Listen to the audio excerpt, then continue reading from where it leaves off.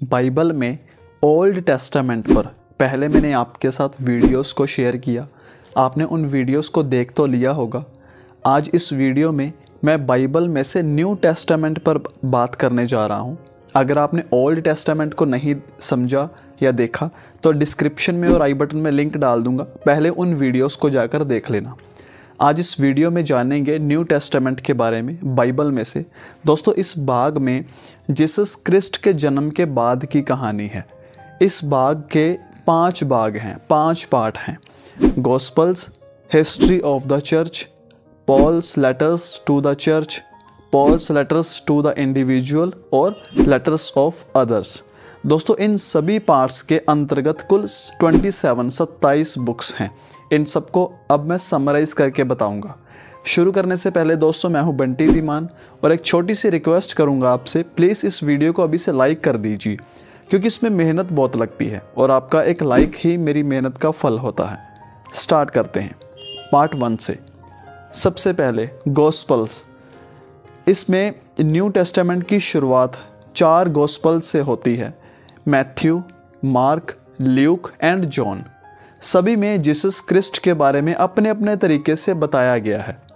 तो अब सबसे पहले जो बुक है द गॉस्पल ऑफ मैथ्यू, इसमें पूरे भाग में ज्यूस के लिए लिखा गया है। इसमें जीसस को किंग ऑफ ज्यूस बताया गया है।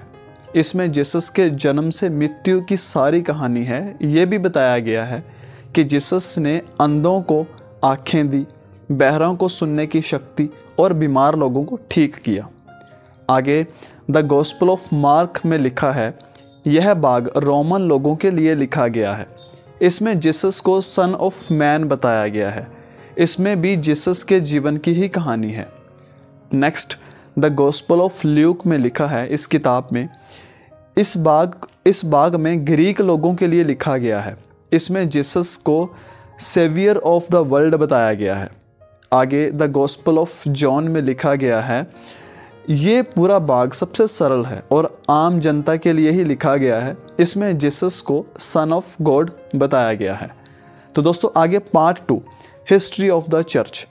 इसमें एक्ट्स जो किताब है उसमें लिखा गया है, कुछ बुरे लोगों ने जीसस को सूली पर चढ़ा दिया, लेकिन गॉड ने फिर से उन्हें जिंदा कर दिया और वापस अपने पास बुला लिया।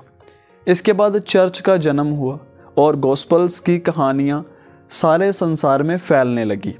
बहुत से शिष्य बने, जिसमें पॉल प्रमुख थे। उन्होंने देश विदेश में यात्रा करके जीसस की टीचिंग्स बतानी शुरू की।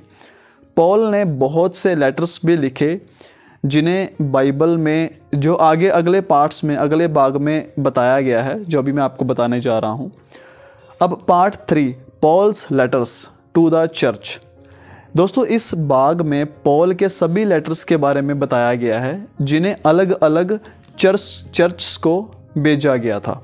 आगे रोमन्स किताब में लिखा गया है, पॉल ने रोम की चर्च को लेटर भेजे, जिनमें गॉस्पल्स के बारे में बताया गया था। आगे कोरिंथियंस में लिखा है, पॉल ने कोरिंथ की बिखर रही चर्च को लेटर लिखे और बताया कि सच्चे क्रिश्चियन को कैसे बिहेव करना चाहिए। और आगे कोरिंथियंस में ये भी लिखा है, इस लेटर में पॉल ने कोरिंथ चर्च के लोगों द्वारा उठाए गए सवालों के जवाब दिए हैं। आगे गलतियंस में लिखा है, पॉल ने गलतियंस चर्च को पत्र लिखकर बताया कि मोसेस की भक्ति से सैल्वेशन यानी मुक्ति नहीं मिलेगी, जैसा कि वे मान रहे थे, बल्कि जीसस की वर्शिप से ऐसा होगा। आगे एफिसियंस में लिखा है, पॉल ने पत्र लिखकर एफिसियंस चर्च को ये बताया है कि जीसस की भक्ति कैसे करनी है और उसके प्रेम और शांति को कैसे प्राप्त करना है। आगे फिलिपियंस में लिखा है, दोस्तों, जीसस की भक्ति करके हैप्पीनेस कैसे प्राप्त करें, ये इस पत्र में बताया गया है, फिलिपियंस में। आगे कोलोसियंस में लिखा है, चर्च को बताया गया है कि क्रिस्ट कैसे सबसे मौजूद है और हर जगह है। आगे द सेलोनियंस में लिखा है, इस पूरे पत्र में द सेलोनियंस चर्च की प्रशंसा की गई है और उन्हें बताया गया है कि जीसस में ऐसे ही फेथ और होप बरकरार रखें। और द सेलोनियंस में ये भी लिखा है कि जीसस पर हमेशा ट्रस्ट करके रखें और वे एक दिन आएंगे और सबको पापों से मुक्त कर देंगे। Part 4 Paul's letters to individual. इसमें जो किताबें हैं, तिमुथी, पॉल अपने शिष्य तिमुथी को इंस्ट्रक्शंस देते हैं कि चर्च को कैसे संभालें और लोगों को कैसे शिक्षा दें। आगे तिमुथी में यह भी लिखा है कि पॉल की मृत्यु हो जाती है और टीचिंग्स की जिम्मेवारी तिमुथी पर आ जाती है।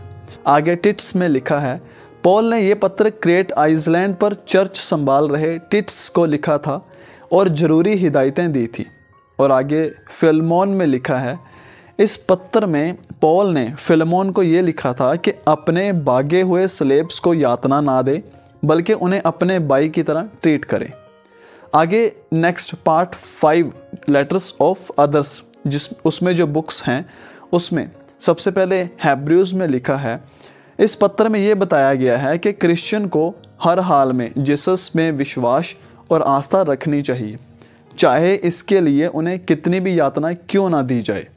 आगे जेम्स में लिखा है, इस लेटर में क्रिश्चियंस को धर्म के मार्ग पर चलने का तरीका बताया गया है। आगे पीटर में लिखा है, इस पत्र में ये लिखा गया है कि जिन क्रिश्चियंस को जेल में भेजा जा रहा है वे बरेवरी से इस यातना को सहे और जीसस का ही गुणगान करें।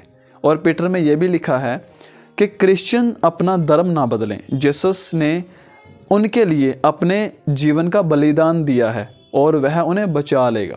और आगे जॉन में लिखा है कि क्रिश्चियंस को जीसस के नियमों पर चलना चाहिए और एक दूसरे से प्रेम करना चाहिए, ना कि नफरत। और जॉन में यह भी लिखा है कि इंसान को हमेशा ट्रुथ और हॉनेस्टी के रास्ते पर चलना चाहिए। जॉन में यह भी बताया गया है कि सभी क्रिश्चियंस को एक दूसरे के साथ भाईचारे के साथ रहना चाहिए। आगे ज्यूड में लिखा है, इस लेटर में ज्यूड ने कहा है कि सिर्फ जीसस ही भगवान है और डोंगी लोगों की बातों पर विश्वास ना करें। आगे रिविलेशन में लिखा है, इस पत्र में जॉन अपने विजन के बारे में बताता है। उसने पास्ट, प्रेजेंट और फ्यूचर के बारे में सब कुछ देखा था। यह बताया गया है कि एक दिन महाप्रलय होगा, सब पापियों को दंडित किया जाएगा, लेकिन जीसस पर विश्वास करने वालों को स्वर्ग ले जाया जाएगा, जहां वे जीसस के किंगडम में सुख शांति से रहेंगे।